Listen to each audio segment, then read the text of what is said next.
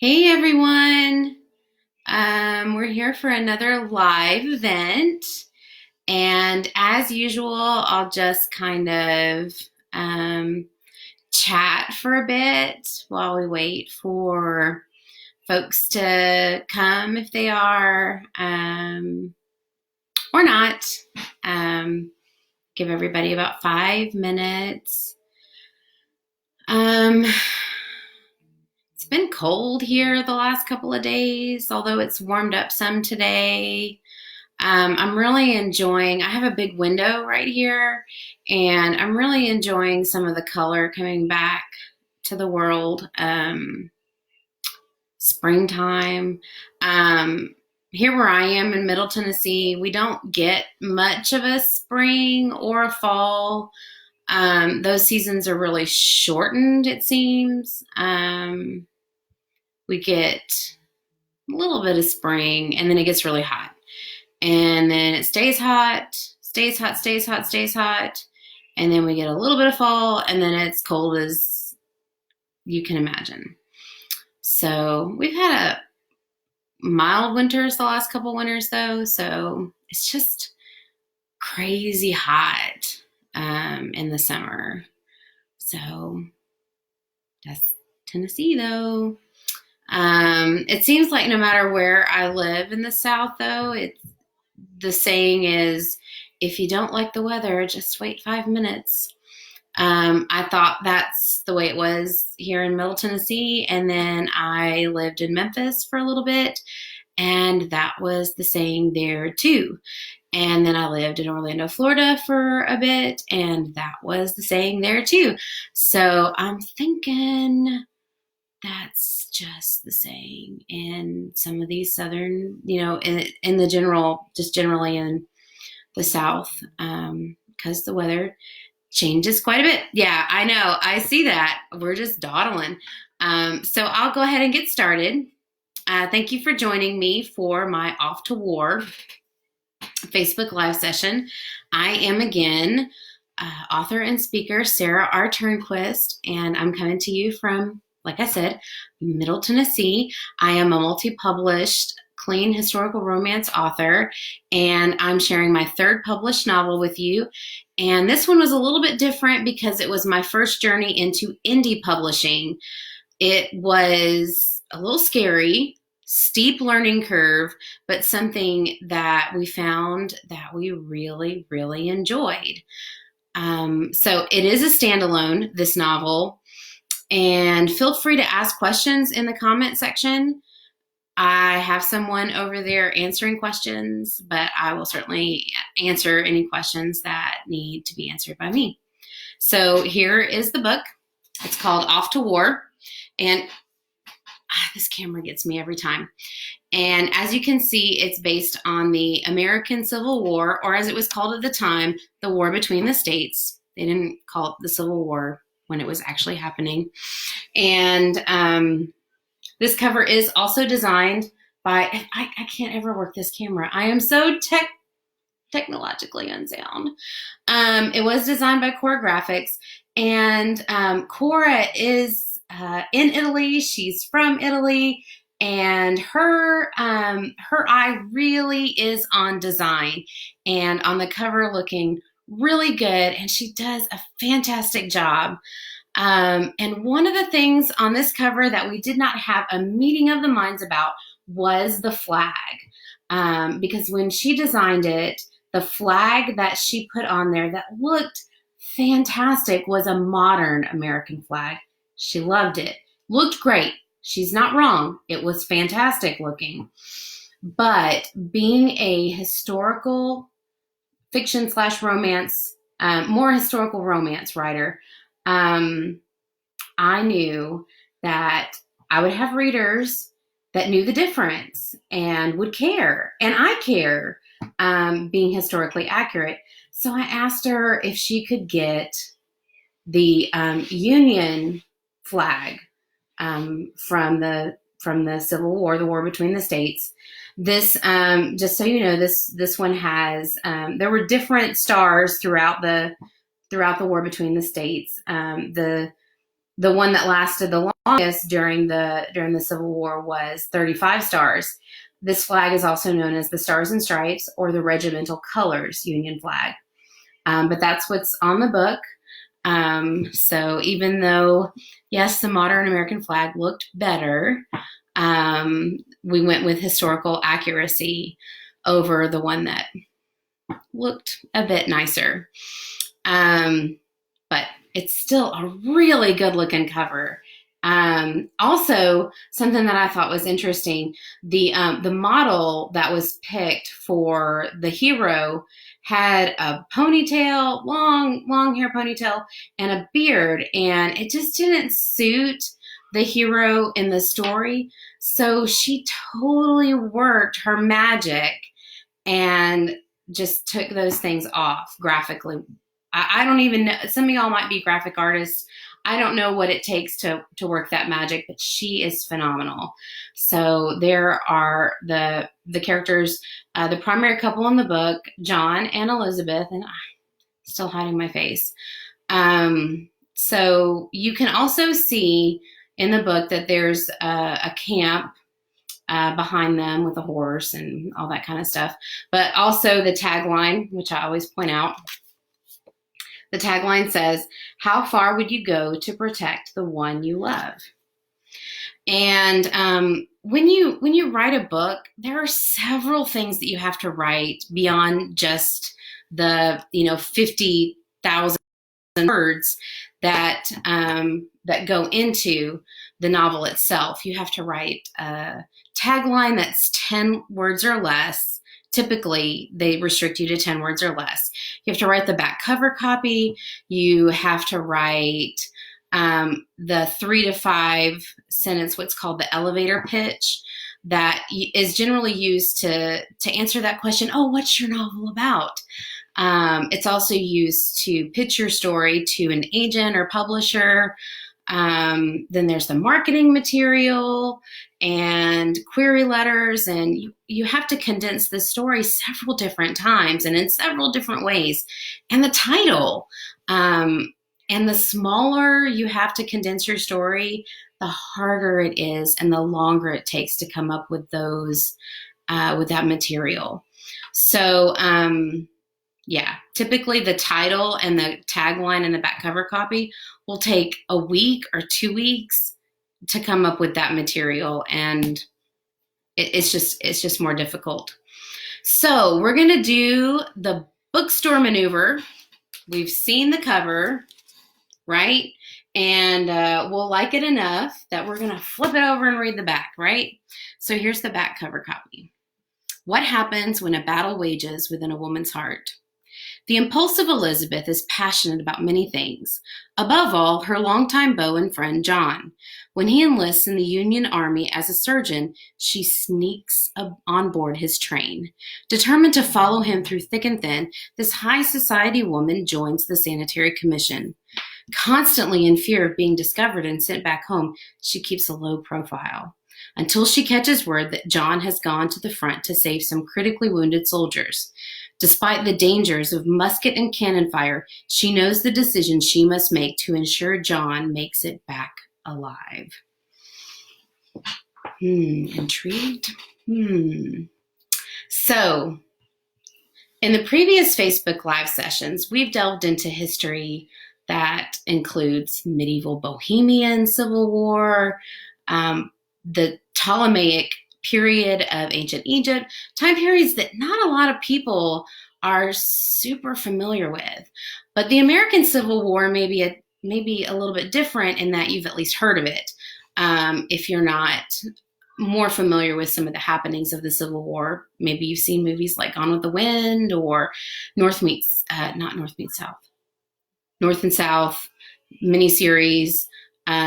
There's a lot of movies out there that cover the Civil War, the American Civil War. I've always been interested in the Civil War. Here in Middle Tennessee, there are a lot of old forts that, as elementary school kids, we, went and saw and learned about. Although it wasn't until I came across this little tidbit, and I mentioned it. It's mentioned in the back blurb, the back cover copy. about the Sanitary Commission. I'd never heard about that when I was in school. These were women that followed the camps. They're not really in the South, but in the North, they were called the Sanitary Commission. Not that women did not follow the camps in the South, but the Sanitary Commission was a northern. It was established. It was a northern thing, a union thing. So these women's would work in the hospital, these makeshift hospitals. They would help with the cooking and the laundering and all sorts of other things like that, sewing, patching, whatever, for the men that were fighting. And so this was the spark or the seed, as we writers call it, for the idea. For those of you that haven't been following our Facebook Lives, this is basic. The spark or the seed describes the basic idea from which the story comes.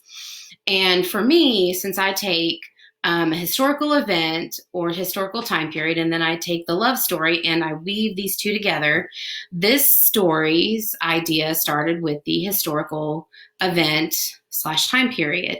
And this idea of the Sanitary Commission. So where does the love story come from? So I need to make that part of it. And sometimes writers like to ask questions and try to find the answer as they work it out in the book with their characters. Writers ask questions about life, behavior, the character of a person, spirituality, and on and on.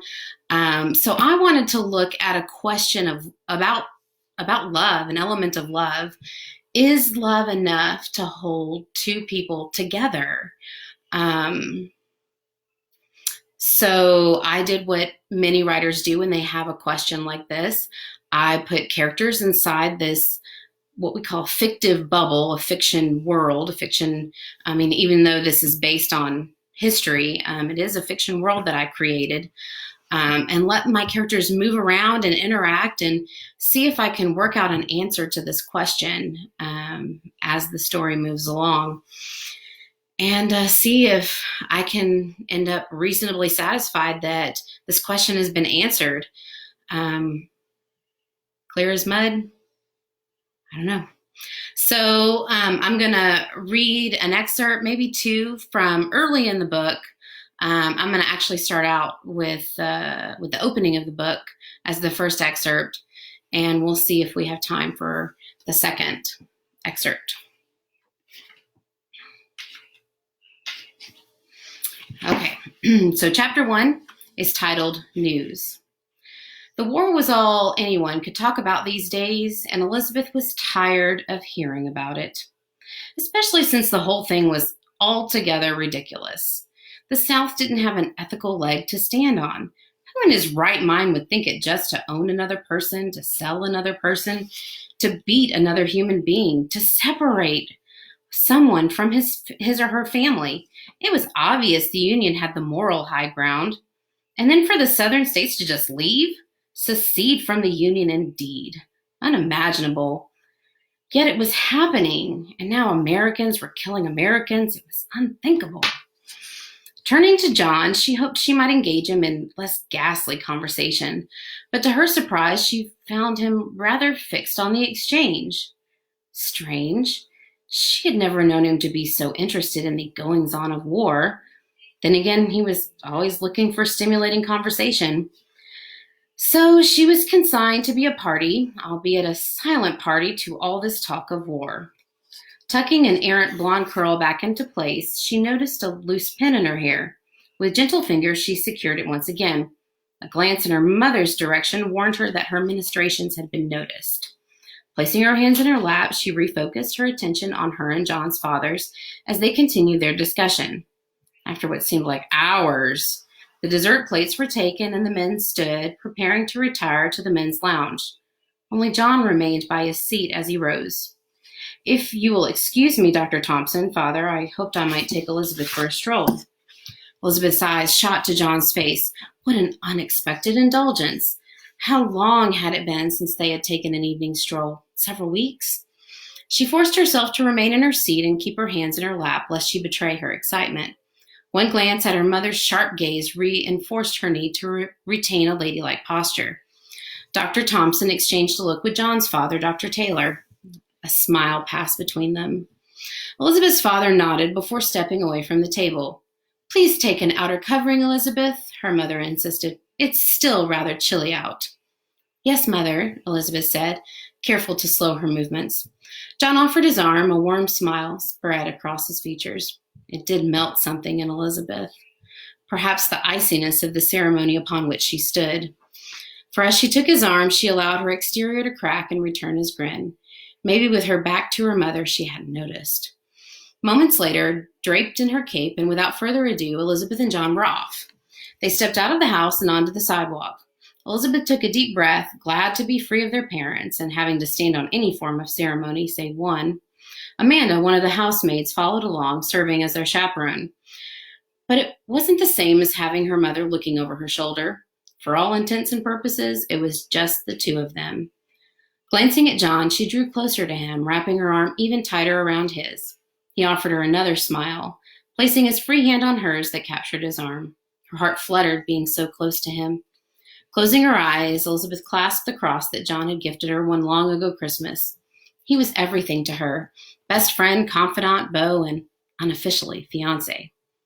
The features of his face, his dark brown eyes, square jaw, chiseled nose and brow, and brown hair were as familiar to her as her own reflection. Elizabeth allowed her mind to wander back to their conversations of late. She and John had talked and dreamed about marriage, but nothing had been set in stone. It was not for fear of their parents' reactions. Quite the contrary. Their parents would be all too happy to hear of their plans. For now, it was their secret. It was perhaps a poorly kept secret. She would wager almost anything their parents expected their intentions to marry. Together they strolled down the street, Amanda trailing behind, enjoying the fine weather and beautiful scenery, making small talk. As always, Elizabeth enjoyed the easiness of these moments. They covered benign topics such as the weather and the goings-on of their families and mutual friends. Once they entered the park, John found a bench for them to settle on. Amanda chose one far enough away to afford them some level of privacy, yet close enough to maintain a proper chaperonage. John helped Elizabeth arrange her cape so she was covered and warm. It was an unnecessary worry. With him beside her, the coolness of the evening was the last thing on her mind. A silence fell between them. "How were your rounds today?" she offered in the quiet that had befallen them. John had just completed medical school and was interning at a nearby hospital. "Fine," he replied, not offering anything further. Such a simple response was quite unusual. He always had a couple of cases to discuss with her. When they were younger, they pored over their father's textbooks together, and she had done her share of helping him study during his tenure in medical school. It had become a game of sorts for him to detail the cases he had seen that day and let her attempt to diagnose the patients. Yet this evening he remained silent. Why? Whatever was on his mind weighed heavily. "Do you want to talk about it?" She tested the waters. He stared off into the distance. "We visited a wing of the hospital that cares for wounded soldiers." "Oh." Her voice was just above a whisper. "How horrible." It was unlike anything I had ever seen before. Bodies mangled. He shook his head. She knew he didn't want to impress any more imagery on her. "I can't imagine what that must have been like for—" She reached out to touch his arm. He interrupted her, his words rushing from him. "And so today I enlisted in the Northern Regiment." His eyes held hers. They were serious. Her heart dropped. What could she say? How could he make such a decision without talking to her first? He stood and stepped away from her before turning back to face her. I know. I should have said something to you first. It was terrible, Lizzie, the pain, the death. What those men needed was more help on the front lines. I could have saved limbs, could have saved lives. How could I not offer my skills to help so many? I understand. How could she be so calm? It seemed as if she watched herself from outside her body. Then her voice began to break. But I can't. I don't. That is, It's all right. He sat down and pulled her into his embrace. What of our plans? She managed through tears. I still want to marry you. He pulled back and cupped her face. So much. Then let's get married now, before you go. The words fell out of her mouth almost before she thought them. A tingle shot through her. What did she just say? Get married in the next few days? John cocked his head as he studied her features. Elizabeth knew that look. She couldn't hide her trepidation from him. He would know she didn't want to throw a wedding together in a few days any more than he did, rush through a honeymoon and then spend their first married year separated for who knew how long. That would make me happy, truly happy, he said, but I won't make you a war bride, and I won't risk making you a young widow. Why would he say that? She reached up, placing her fingertips on his lips. Don't talk like that. He captured her hand in his. It's a real possibility. There seemed to be a hole forming in her chest where her heart had dropped. It ached. She threw herself into his arms. I won't think like that. I can't. Elizabeth remained in his embrace for a few moments. What must Amanda think? It didn't matter. After some moments, John pulled back only far enough to look at her. He hooked his finger under her chin to tilt her head toward him. Remember, I love you. His voice was firm and confident. Always and forever? She sniffed. Always and forever. He pressed a kiss to her lips. All right. I think we're going to go ahead and move on to the giveaway. So here's how the giveaway works. I will pose a question and invite you to answer in the comments. We will collect responses for the next 24 hours. So at 2:22, that's what my clock reads right now on my computer, 2:22 p.m. tomorrow, which would be, I don't even know what today is. Tomorrow is April 7th. So April 7th at 2:22 p.m., we will no longer be taking responses for the giveaway. You can continue to comment, but no more will the comments be taken for the drawing. So we'll do a random drawing of the people that have commented up until 2:22 p.m. tomorrow, April 7th, Central Standard Time. The winner will receive a paperback copy of Off to War and a $10 Amazon gift card. Both of those will come from Amazon. Unfortunately, I won't be able to sign it. But during this time that we're in, it just makes more sense. And it just seems more appropriate that we don't send it from our home, that it's coming from the Amazon warehouse. So here's the question. Do you prefer, this is just something I wonder, I'm curious as an author. Do you prefer paperback, ebook, or audiobook? What are people into more these days? Paperback, ebook, or audiobook? So go ahead and answer. It's not the end of the world. There's no right answer, no wrong answer. As you comment, again, you'll be entered in for a drawing to win the $10 to win a $10 Amazon gift card and the paperback copy of Off to War.